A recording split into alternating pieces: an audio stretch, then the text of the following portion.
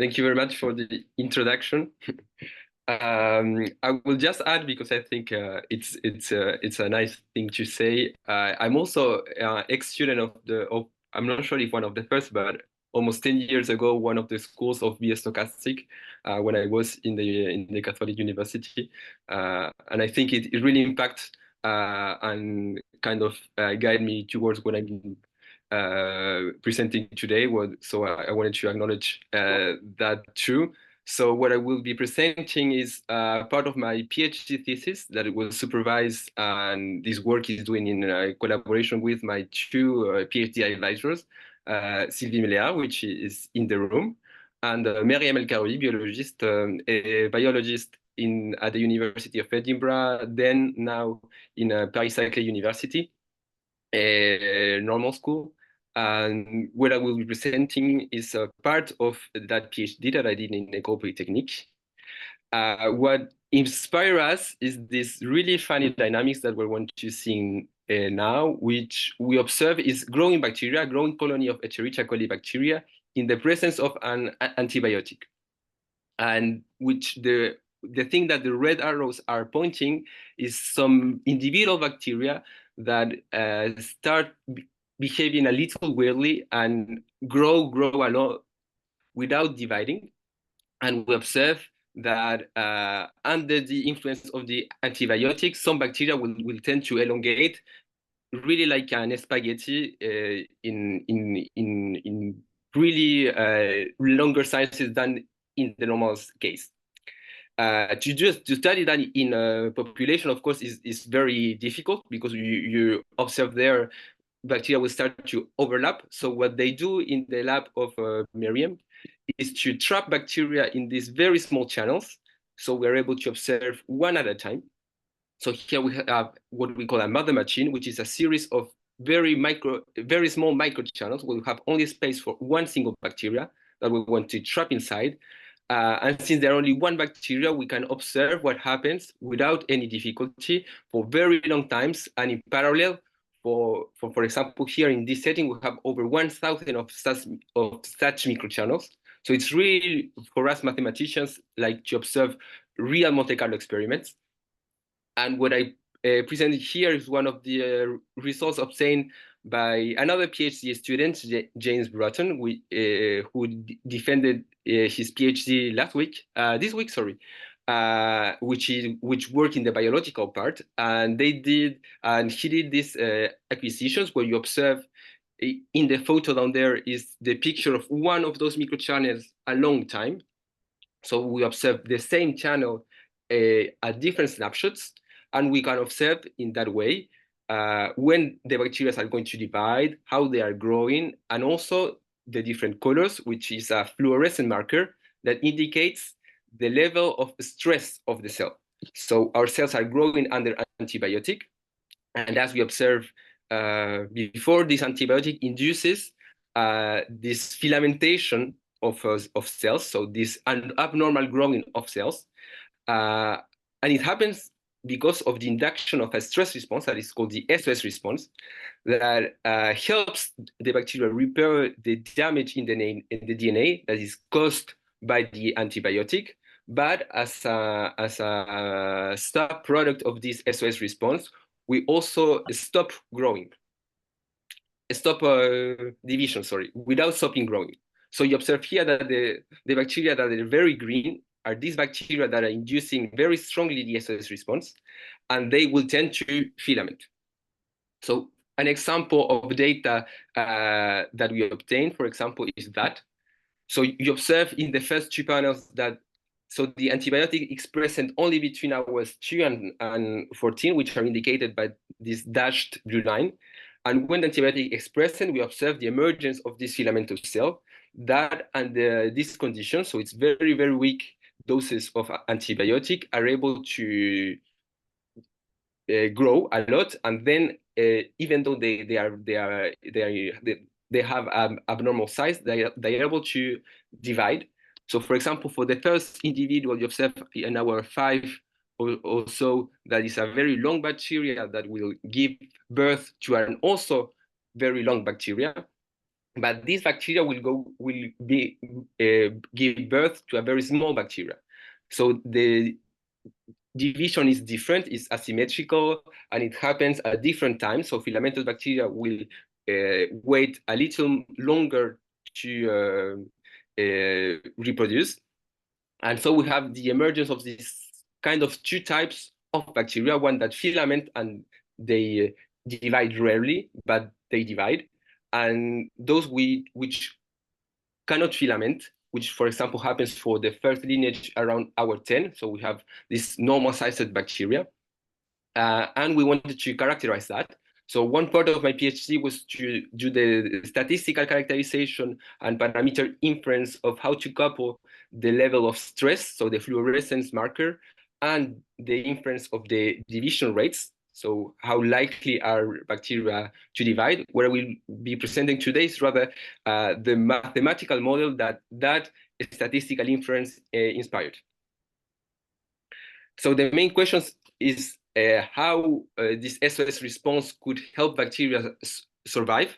So we know already that it's sort of a trade-off because the SOS response will stop division, and division is kind of the first source of fitness. So if I divide more frequently, I will expect to have fittest populations.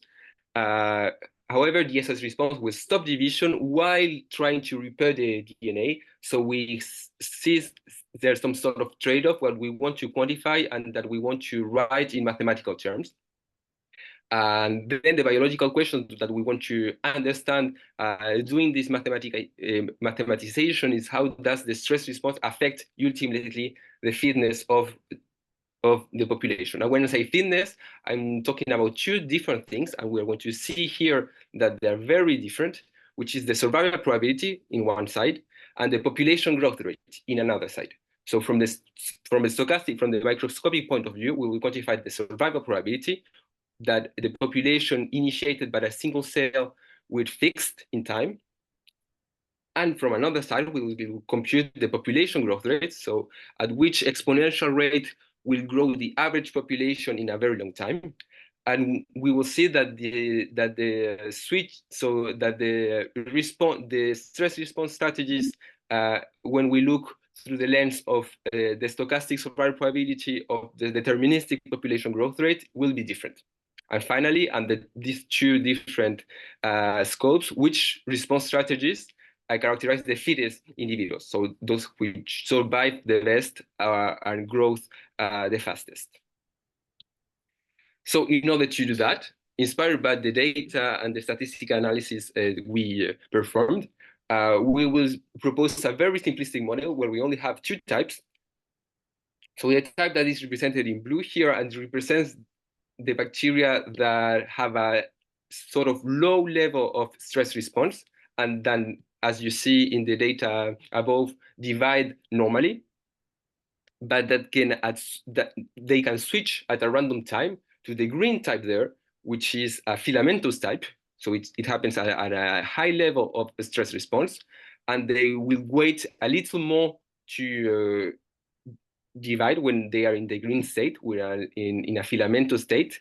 And when they wait this little more, they can divide and give birth to, as we saw in the previous figure, to sometimes normal size cells, so normal bacteria that will divide in normal times, or also filamentous cell that will keep in the filamentous cycle. So we will capture this phenomenon with this very simple model where we only have two types. The type that we call zero, which is the vulnerable type, it's a cell that can die because they do not induce very strongly the SOS response, so they do not repair the DNA fast enough, and then when try to divide, they will die with probability P. This is like zero, which we call vulnerable type, and type 1, which we call the tolerant type.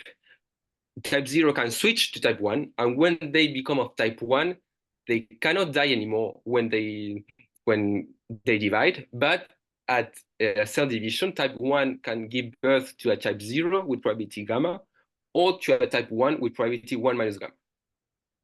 And importantly, we will consider also an underlying age structure, because we wanted to quantify the effects of memory. So which happens when the cell cycle is kind of coordinated, and this will be important when the probability P will be time dependent by the end of the exposition. So we'll have two division rates, beta 0 and beta 1, that quantify the likelihood to divide at age 8. And finally is the switching rate alpha from going from type 0 to the tolerant type 1, which happens stochastically at any point. So it's an exponential time for the switching time. Yeah, sorry. This question: in which of all those states do you emit the fluorescent signal? Makes sense? I didn't hear it very well. It's a little bit cut. There is a lot of states, and in which state your system is fluorescent?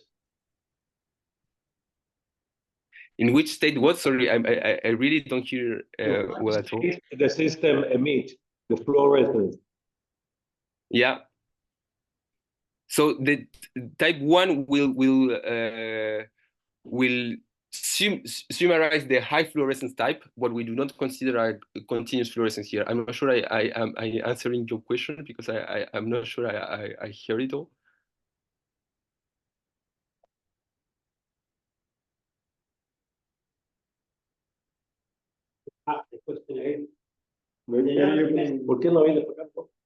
I think if you go closer to the PC, yeah, sorry.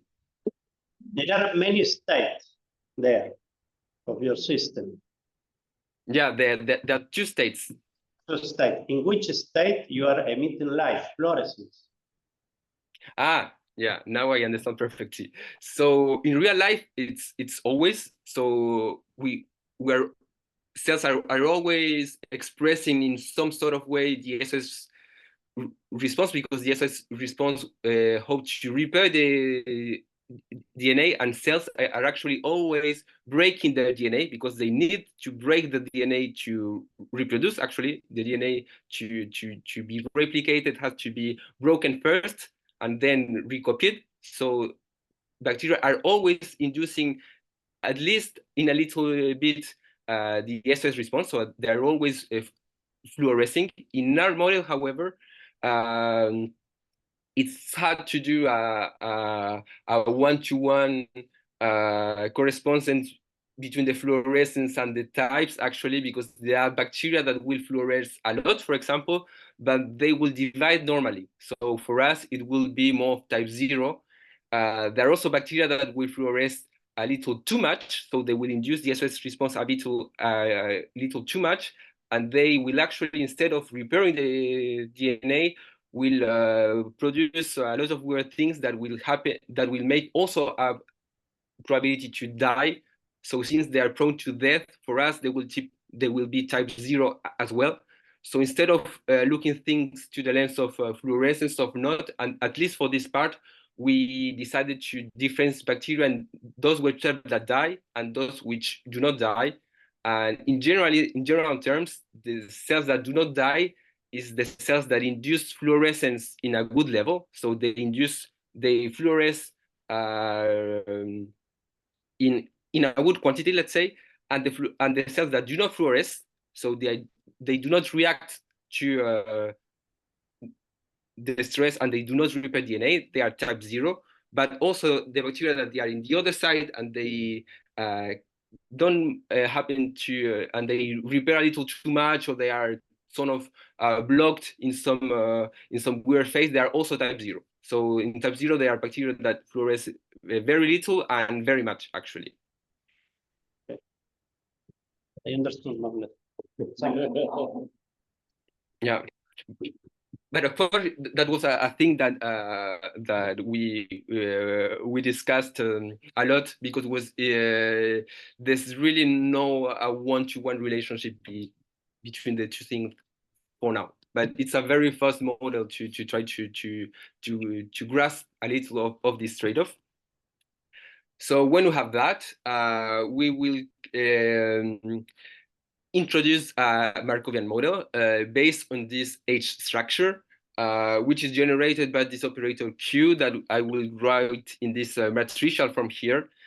What I'm saying is that cells will get older. So this is when applied to a test function f is the derivative of f in H. So I have a transfer term in H is what you observe in the second row of my figure over there. So I will grow in H between birth and the next division.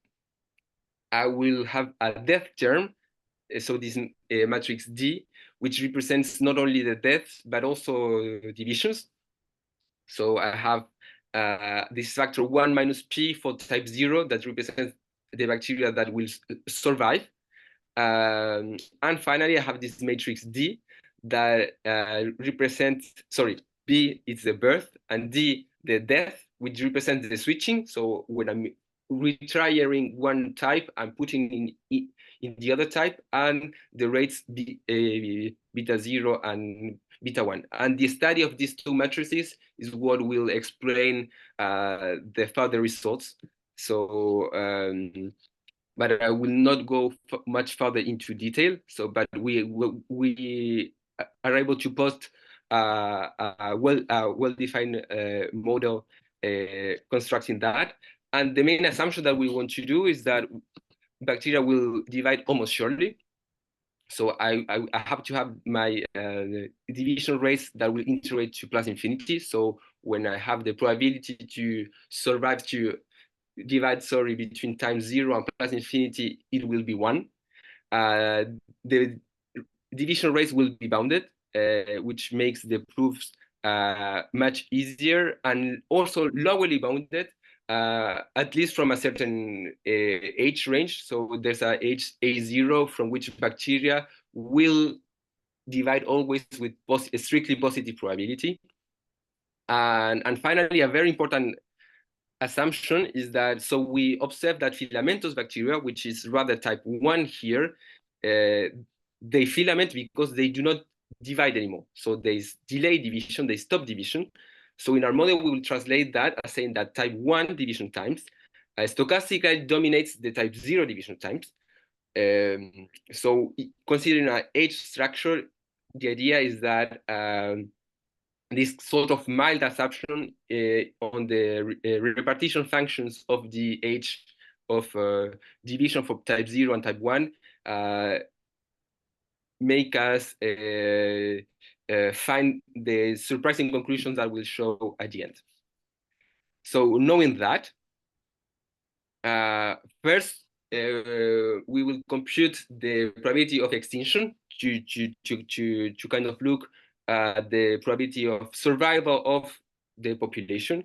Here we have only H structure, so it's not very hard to come back to a classic branching process. So there's a hidden Galton-Watson process. And if we call PI the probability of extinction of a population issued from a single cell of H0 and type I, so P0 is when I start a population with a vulnerable cell, and P1 is when I start a population with a tolerant cell. And if I call Q the probability that a cell of type 0 switches instead of dividing, so that the switch time happens before division time, we are able to compute almost explicitly the extinction probability, which is solution of this quadratic system. So there's not really an analytical solution for P0, P1 that is easy to write down. But studying the properties of the different solutions of this system, we're able to quantify actually in which region we have survival. So using that system, we can find that we have survival. So we have the extinction probabilities P0 and P1 that are strictly less than 1 if we are in this certain region. So of course, there's the trivial case when P is smaller than 1/2. So the population of type 0 could survive by itself. So the death probability of the antibiotic it's not enough even to kill population 0 alone. So we have a survival with positive probability. But also we have this other case when P is bigger than 1/2, so population of type 0 couldn't survive by itself, but thanks to the switchings and thanks to the repairing of type 1, we are able to survive as a whole if the repairing probability is below this threshold level. And we have a very classical result that is when we have survival with positive probability, we also have the population growth rate that is positive. So there's a very detailed paper by Campillo, Champagnat, and Fitch from 2016 that studied that in the growth fragmentation case. In the H case, is the same kind of treatment. And we will see that even if we recover this, so this very natural thing that is, then we have probability of survival is strictly positive, then the population growth rate is also positive. Won't translate when we look at the derivatives of the growth rate and the survival probabilities, which was quite surprising.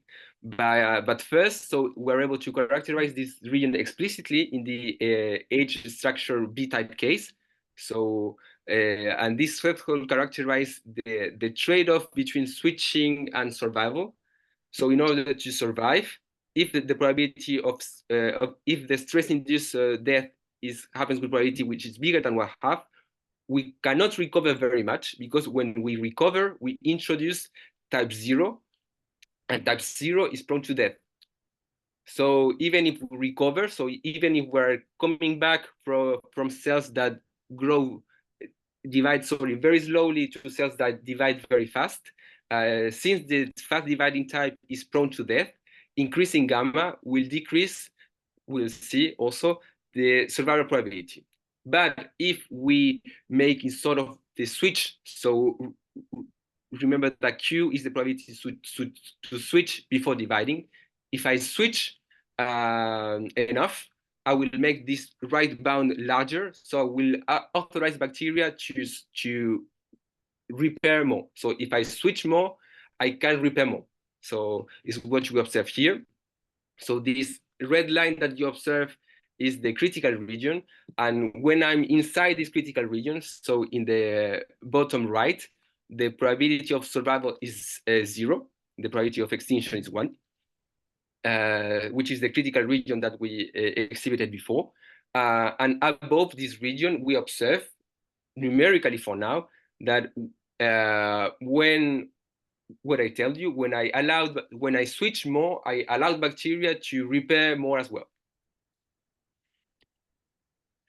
So we're able to now, what happens when we vary in gamma? So in the repairing probability, we observe that if we go in the horizontal direction, as we increase gamma, we decrease the probability of extinction. The probability of survival, is the idea that I told you before. By increasing gamma, we'll introduce type 0, which are prone to death. And to prove that, it's enough to come back to the system and to do implicit differentiation and to study the derivatives, and we show that the extinction decreases with gamma. However, now, if we look at the population growth rate, so at the values of lambda, we see that the derivatives are not always negative. So actually, when the probability P is low enough, so if the stress is low enough, if I do not kill a lot of type 0, if I increase gamma, I will increase the population growth rate. So it makes sense. So from a heuristic point of view, if the death term is low enough, so if P is low enough, since type 0 divides very fast, it's of interest for the whole population to repair more, so to introduce more type 0 from type 1 to increase the population growth rate. So in that case, when the stress is low enough, we have that the survival probability decreases, as we saw just before, while the population growth increases. So even if we have this classical dichotomy result that I presented you in the first lemma, here we have a loss of monotonicity in the derivatives. And when I'm above this threshold level, we'll have that both the survival probability and the population growth rate will decrease, which also makes sense. So if I kill a lot, since the type 0 is prone to death, if I introduce more from a stochastic point of view of survival or from the deterministic point of view of the population growth rate, they are both disadvantages. And in the simulations here, we observe that around 0.47, so it's the third from right to left, we observe this change of regime when we go from increasing probability, increasing lambda with respect to gamma to a decreasing lambda with respect to gamma, even if the extinction probability on the survival probability remains quite the same in the same regime. So this was a quite surprising result. And the main ideas of the proof I'm not going to in the detail, but we can observe that actually it depends on the population growth rate. So if the population growth rate is above or below the population growth rate of type 1 alone.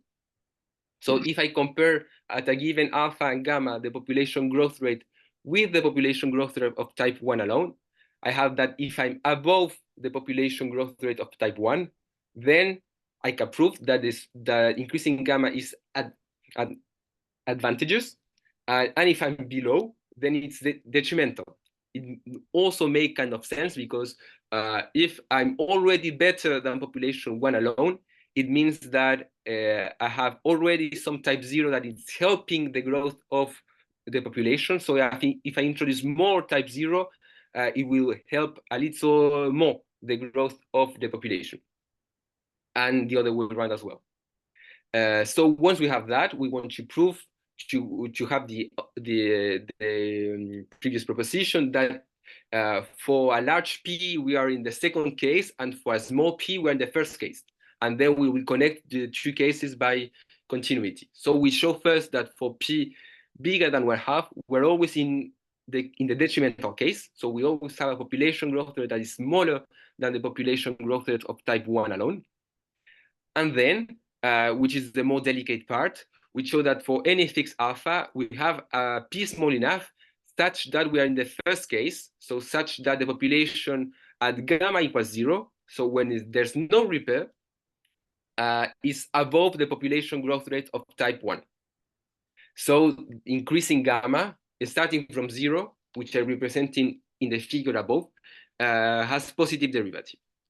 And then I can connect the two cases in P by continuity. And which is interesting for the third step is that, so the proof looks kind of deterministic in spirit, but you actually show that for P small enough, we have a population growth rate that is above the population growth of type 1 alone. We use actually this main assumption that is the stochastic domination of type 1 over type 0, of the division times of type 1 over type 0, and doing a coupling using this stochastic domination hypothesis, we're able to prove step number 3. So there are other works that look into the sort of this fitness gradients, so the derivative with respect to key parameters of the population growth rate. And in both those cases, we saw also in the work in the line of Campillo, Champagnat, and Fritz, and in a B-type model, but without H structure for Chloé Desaporta and Roger. They were in the classical case, let's say, where the monotonicity in the absolute values of lambda and the population and the survival probability were translated also in the derivative. They were in the main sense, which is not the case here anymore. So what we observe here in the figures is that, okay, we have this this change of regime, which is quite interesting. However, the optimal strategy will always be kind of the extremal one. So the derivative with respect to gamma will be always positive or always negative. So the optimal strategy will be to try to bet everything on type 0 and to create as much type 0 as possible if the stress is low enough, for example, or if the stress is very high, to only create type 1. This is because we are in fixed stress. So we have the idea to study what happens in fluctuant stress. So to be already in a more realistic situation where we can observe a non-trivial optimum, let's say. So we studied the case of the periodic stress. So we fix a period t, and we will consider now a stress signal p of t that will be a t-periodic function. So now the dynamics are inhomogeneous in time. So we have this sort of time-dependent infinitesimal generator q of t now, when the birth rate matrix B now is dependent of time. So I have this 1 minus pt here now. So I will kill more or less bacteria in different moments in time. And the periodic case is not much harder to study than the constant case when we have already studied the constant one. So we use Floquet theory, which is the periodic version of the Perron-Frobenius theory, to obtain the dominant eigenvalue lambda of t, which depends in the period t, which is associated with now a periodic eigenfunction h of t and a, which is the solution of that eigenproblem. And I will call nu the solution of the dual eigenproblem. So why I do that? Because now when we are in a non-homogeneous case, so when we compute the derivative with respect to gamma, in this case now, we will have the emergence as we see in the second line. I will come back to the first one right now. We will have that the derivative of gamma of the population growth rate will depend, so will be expressed as a function of these eigenelements. So first, what's the meaning of H? H can be seen as Fisher's reproductive value. So it's the measure of the proportion of the population that comes from an initial individual of HA and type I at time t in the stationary regime. What I call stationary regime, of course, we are not in strict equilibrium here because the population grows in time, but if we renormalize by the population growth, which is the exponential of lambda t there, we will converge to some stable thing, and this stable thing will fluctuate periodically in time, and the proportion of the individuals that come from an initial one of HA and type I is given by this factor H. So when we come back to the derivative now and we obtain that expression there, we see that the derivative of the population growth rate with respect to the repair probability gamma is given by some average weight average of the difference of reproductive values between type 0 and type 1.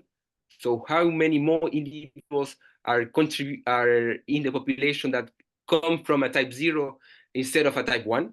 So if type 1 reproduces a lot more than type 1, if type 0 reproduces more than type 1, I will have that difference positive, and the other case if not.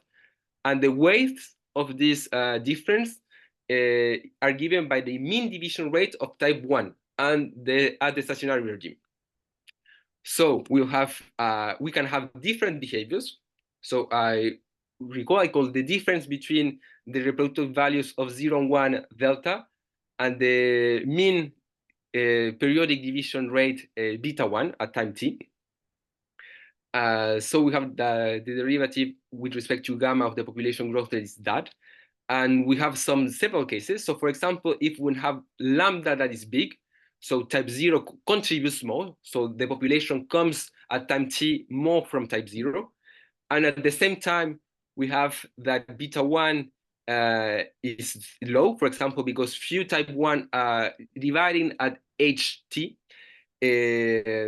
We have, and at the same time, we have that when lambda is negative, we have that beta 1 bar is very large. We have that this average will be likely very negative. And if I turn the things around, we will have that this derivative will be positive. So what I'm saying is that if I change how the divisions of type 1 and the transitions between good or bad times for type 0, which is hidden in lambda, in delta, sorry, if I change the coordinations of the division ages of type 1 and at which time is nice for type 0 to be present in the population, I will affect very significantly the sign of the population growth with respect to gamma. So we have this fine-tuning effect that we can observe in our simulations. So we are very sorry? close to the time. We are very close to the time. So Yeah. I'll finish in 30 seconds, if you allow me. It's okay? yeah, it's okay. Go ahead. Yeah, sorry. So for example, here we have a periodic stress that goes from 0.25 to 0.25, so with an average of 0.5, and with different periods, so from 1 to 70 here.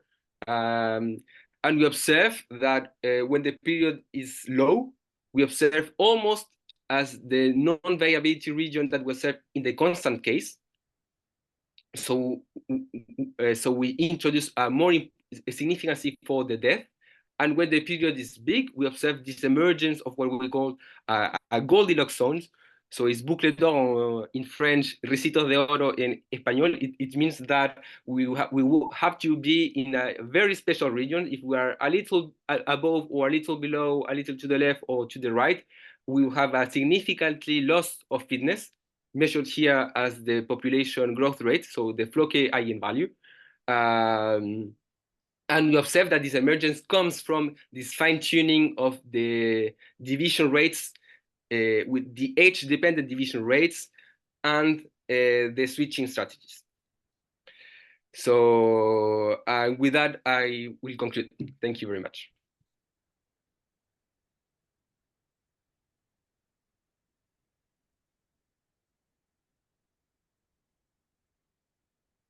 So I think that we just have time for one question. Yeah, I think that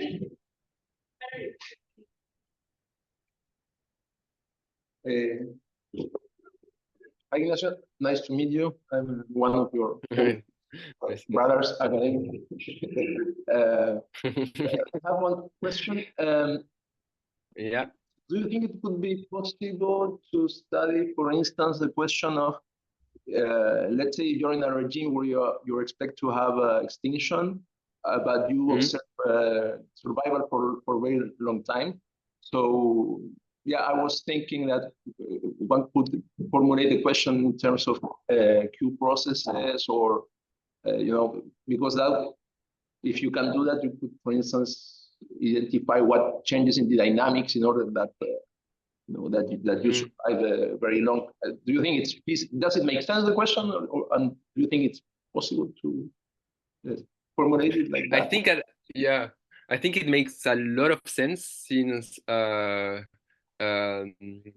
already biologically it's interesting to look what happens conditional to survival. So what you observe, our experiments are conditional to survival, and yeah, I think that if we study for example the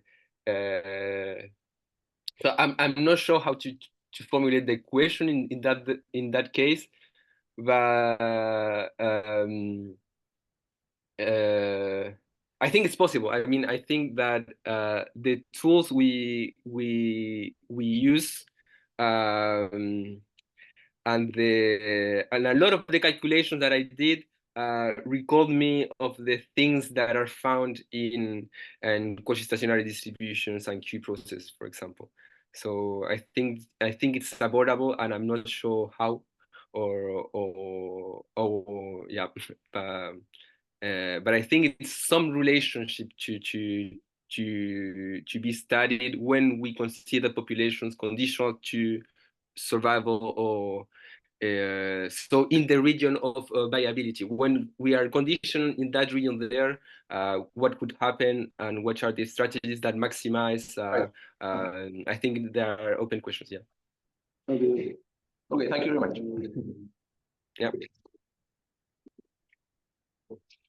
So, yeah, we do not have more time for question, but there is, if you have questions, you can write. So thank you, Ignacio, for Thank you all. Thank you for the invitation.